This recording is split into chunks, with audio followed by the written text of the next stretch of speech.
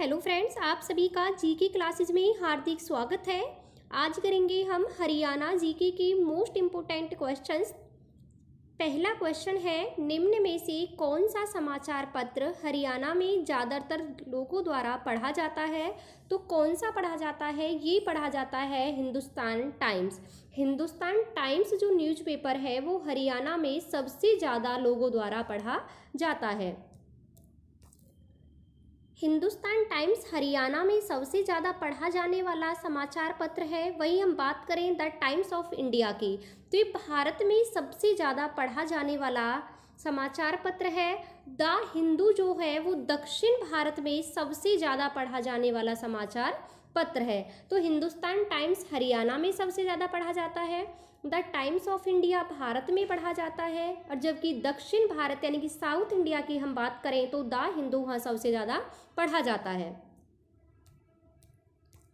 Next है, केंद्रीय मृदा लवणता अनुसंधान संस्थान कहाँ स्थित है? तो ये है करनाल में। करनाल में स्थित है केंद्रीय मृदा लवणता अनुसंधान संस्थान। इसकी जो स्थापना हुई थी करनाल में वो हुई थी 1969 में। वहीं राष्ट्रीय डेयरी अनुसंधान संस्थान भी करनाल में है। इसकी स्थापना 1955 में हुई थी। मूल रूप से जो इसकी स्थापना हुई थी वो 1923 में बेंगलोर में हुई थी, लेकिन 1955 में इसे करनाल में ट्रांसफ़र कर दिया गया था। गेहूं शोध अनुसंधान संस्थान 1978 में स्थापना हुई थी, करनाल में ही है। राष्ट्रीय पशु अनुवांशिक संस्थान भी करनाल में है और इसकी स्थापना हुई थी 1984 में। नेक्स्ट है, अंबाला को सैन्य छावनी के रूप में कब स्थापित किया गया था? तो ये किया गया था 1843 को। 1843 को जो अंबाला है उसे सैन्य छावनी के रूप में स्थापित किया गया था। 1843 में अंबाला में सैनिक छावनी की स्थापना की गई। इससे पहले जो थी वो कौन सी थी? करनाल में थी। 1823 में अंबाला अंग्रेजी सरकार के नियंत्रण में था। 1842 में अंबाला को शिमला के अधीन कर दिया गया और 1880 में अंबाला को रेलवे लाइन से जोड़ा गया था। ये क्वेश्चन कई बार रिपीट हुआ है कि अंबाला को रेलवे लाइन से कब जोड़ा गया? तो ये जोड़ा गया था 1880 में। नेक्स्ट है, वर्तमान हरियाणा विधानसभा में कुल कितनी सीटें हैं? तो अभी वर्तमान में जो हरियाणा की विधानसभा है उसमें कितनी सीटें हैं? तो ये हैं 90 यानी कि 90 सीटें हैं। वर्तमान में हरियाणा विधानसभा में 90 सीटें हैं, जिनमें से आरक्षित सीट की हम बात करें, रिजर्व सीट जो है उनकी संख्या कितनी है? उनकी है 17। सबसे बड़ी जो आरक्षित सीट है वो है रतिया, जो कि फतेहाबाद जिले में आती है। सबसे छोटी जो आरक्षित सीट है वो है बवानी खेड़ा, जो कि कहाँ है? भिवानी जिले में है। कहाँ पर है? भिवानी जिले में है। वहीं सबसे ज़्यादा विधानसभा सीटें कहाँ पर है? हिसार में है 7। सबसे कम विधानसभा सीटें कहाँ पर है? पंचकुला और चरखी दादरी, दोनों में ही कितनी सीटें हैं? 2-2 सीटें हैं। वहीं हम बात करें झज्जर की, तो झज्जर एकमात्र ऐसा जिला है जो जिला होते हुए खुद किस सीट में है? वो रिजर्व सीट में आता है। नेक्स्ट है, जींद जिला हरियाणा के जाट बेल्ट का कौन सा जिला है? तो जाट बेल्ट का कौन सा जिला है जींद जिला? ये है चौथा जिला। हरियाणा की जाट बेल्ट में जो जींद है वो चौथा जिला है। जाट बेल्ट में कुल 6 जिले आते हैं। कौन कौन से हैं? रोहतक, सोनीपत, झज्जर, जींद, भिवानी और चरखी दादरी, ये 6 जिले आते हैं जाट बेल्ट के अंदर, जबकि जींद जो है वो चौथा जिला है। और जाट बेल्ट में जो हरियाणा की कुल विधानसभा की सीटें हैं वो कितनी हैं? वो हैं 25, यानी कि 6 जिले हैं और 25 सीटें हैं। नेक्स्ट है, लाल धूप एक हिंदी उपन्यास किसके द्वारा लिखा गया?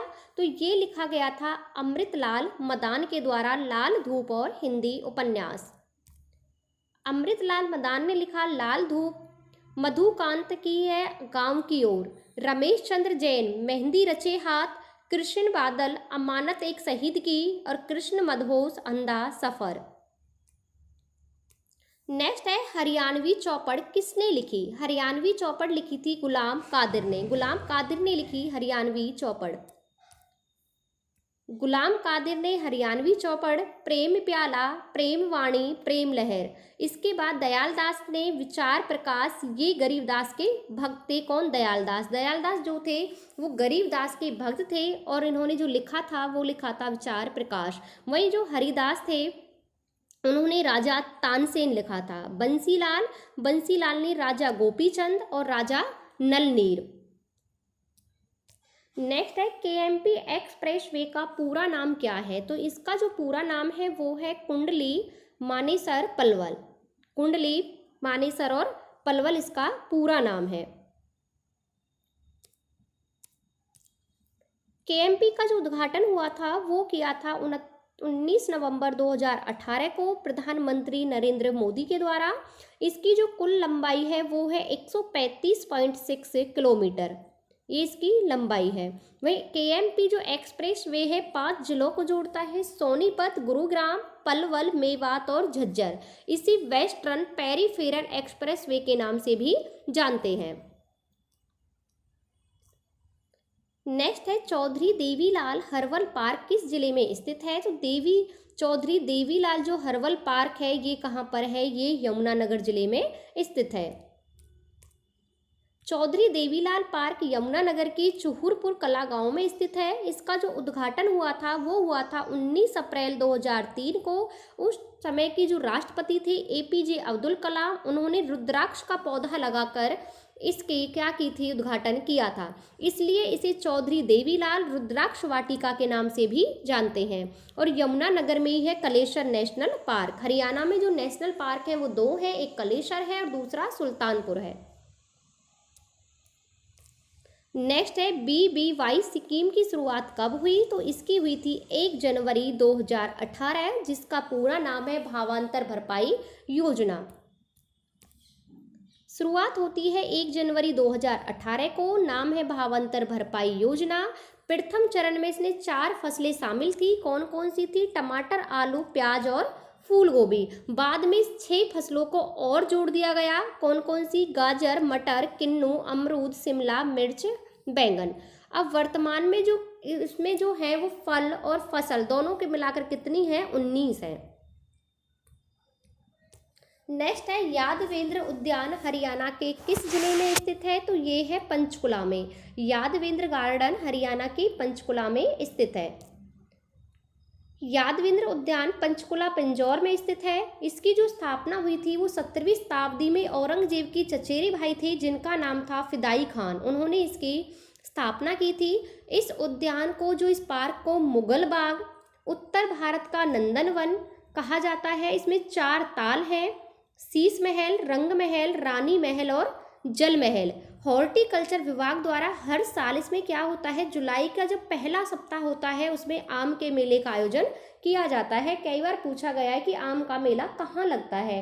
तो आम का मेला पंचकुला में लगता है जुलाई के फर्स्ट वीक में। वहीं सबसे ज़्यादा जो आम है वो मिलते कहाँ पर है, होते कहाँ है? वो अम्बाला में होते हैं।